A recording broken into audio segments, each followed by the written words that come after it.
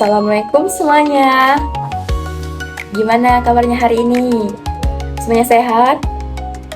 Alhamdulillah, semuanya sehat ya. Oke, sebelum kita memulai pembelajaran, sebaiknya kita berdoa terlebih dahulu. Kepada ketua kelas, silakan pimpin doanya.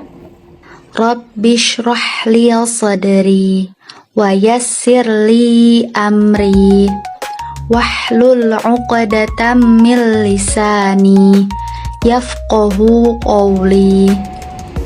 Alhamdulillah.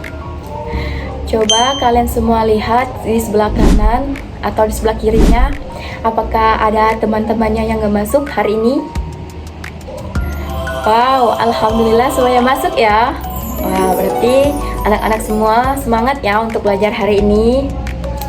Oke, di sini Ibu mau tanya nih kepada kalian semua. Apa yang kalian lakukan jika tidak ada air untuk berwudu? Ayo, siapa bisa yang menjawab? Oke, silakan. Benar sekali. Jadi, jika kita tidak menemukan air atau tidak ada air, kita bisa mengganti wudhu itu dengan bertayamum. Nah, ini Ibu mau tanya lagi nih. Apakah boleh kita meninggalkan sholat jika tidak menemukan air? Ayo, siapa bisa yang menjawab? Ayo, silakan. Ya, benar. Jadi kita tidak boleh meninggalkan sholat. Kita bisa mengganti wudhu itu dengan tayamum. Jadi kita bisa tetap melaksanakan sholat. Nah, selanjutnya ini Ibu akan menayangkan video yang dimana ada seseorang anak itu kehabisan air atau kekeringan air. Jadi semuanya harus memperhatikan ya. Anak-anak semua perhatikan ya. Nanti Ibu tanya nih kalau yang tidak memperhatikan.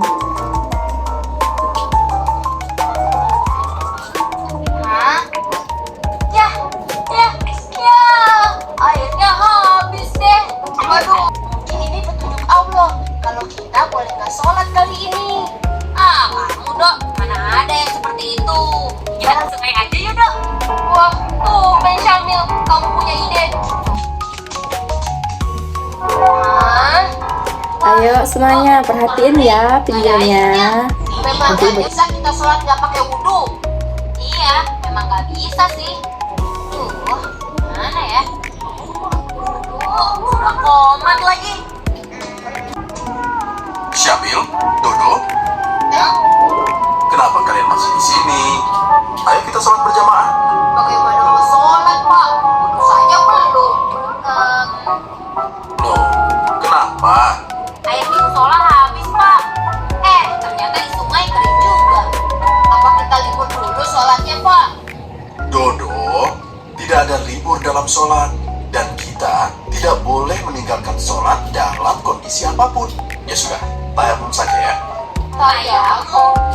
Begini, tayamum itu adalah cara berwudu apabila kita tidak menemukan air.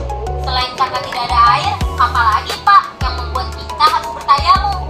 Wah, pertanyaan yang bagus, Syamil. Selain karena tidak ada air, kita diperbolehkan tayamum apabila air tidak mencukupi untuk wudhu. Sakit yang berbahaya jika terkena air. Oh, begitu. Lalu kalau tidak ada air dengan apa, Pak? Dengan debu yang suci. Nah, sedangkan kalian lihat dari tayangan yang Ibu tampilkan tadi dan juga sudah Ibu tanya tadi. Jadi hari ini kita akan belajar mengenai tayamum. Mulai dari pengertian tayamum, rukun tayamum, syarat tayamum, dan juga kita akan mempraktekkannya bersama-sama. Dalam Al-Quran sendiri dijelaskan bahwa tentang bertayamum itu dalam surat Al-Maidah ayat 6. Ayo semuanya kita baca bersama-sama dengan semangat ya. Bismillahirrahmanirrahim.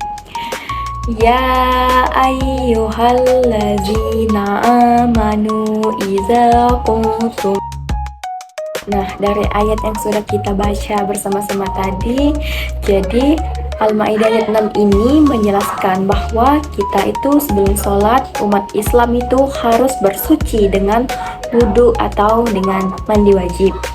Nah, jika kita tidak ada air atau tidak bisa menggunakan air, maka diperbolehkan dengan tayamum sebagai pengganti. Nah, jadi ayat ini itu menunjukkan bahwa Islam memberikan kemudahan dan tidak ingin menyulitkan umatnya. Semuanya disimak ya. Ibu akan menjelaskan dari pengertian tayamum. Nah, tayamum itu adalah bersuci dari sebagai pengganti wudhu dengan menggunakan debu atau tanah yang suci, karena tidak ada air atau tidak boleh menggunakan air. Misalnya kita itu lagi sakit, sehingga sakit itu kita itu tidak diperbolehkan menggunakan air, jadi kita bisa bertayamum. Ada juga nih syarat tayamum. Siapa tahu? Oke. Ayo, siapa tahu yang pertama? Tidak ada air? Ya, benar sekali. Jadi syarat tayamum itu yang pertama tidak ada air, atau ada air tapi tidak cukup untuk bersuci, jadi kita diperbolehkan untuk bertayamum. Yang kedua itu sudah berusaha mencari air tetapi kita tetap tidak menemukan, jadi di sini kita diperbolehkan untuk bertayamum. Yang ketiga ada uzur, seperti kita sakit tadi yang ibu jelaskan, atau seperti kita tidak boleh terkena air, jadi kita boleh bertayamum. Yang keempat masuk waktunya sholat atau menurut sebagai ulama. Nah, yang kelima itu kita bisa menggunakan tanah atau debu yang suci dan bersih. Nah, jadi ngerti kan? Ada 5 syarat tayamum. Nah, selanjutnya ada apa nih anak-anak? Rukun. Ya, kita selanjutnya akan menjelaskan rukun tayamum. Nah, rukun tayamum itu ada 4. Yang pertama, niat. Ayo, siapa bisa niat tayamum? Ya udah, kita baca bareng-bareng aja ya. Bismillahirrohmanirrohim. Nawaitu tayamum listibahatis sholati fardol lillahi ta'ala. Amin. Oke, yang kedua mengusap wajah dengan debu. Yang ketiga, mengusap kedua tangan kanan, tangan kiri sampai pergelangan atau siku. Yang keempat itu tertib. Nah, nanti rukun tayamum ini kita praktekkan sama-sama ya. Oke. Di sini paham kan? Ada rukun 4 tayamum. Semuanya harus diingat ya, jangan sampai dilupakan. Sudah ibu jelaskan dari pengertian, ada dalilnya, ada syarat, dan juga sudah kita bahas rukunnya. Di sini ibu mau tanya nih kepada kalian semua. Ayo, semuanya disimak ya. Jadi, mengapa Allah itu memberi keringanan tayamum? Ayo, siapa yang bisa menjawab? Ayo silakan. Oke, bagus. Benar sekali ya. Jadi Allah itu memberikan keringanan kepada seluruh umatnya karena di saat kondisi kita lagi sakit, yang tidak bisa menyentuh air atau tidak bisa menggunakan air, dan juga kita itu lagi krisis air atau kekeringan air gitu. Oke, selanjutnya ibu minta kepada seluruh anak-anak membentuk kelompok ya. Di sini kita akan membentuk 3 kelompok. Semuanya harus membentuk kelompok tanpa harus mengeluarkan suara. Ayo silakan kepada anak-anak. Semuanya sudah membentuk kelompoknya masing-masing ya. Nah, di sini ibu mau mengajak semua kepada anak-anak untuk mengamati dari gambar yang ibu akan tampilkan.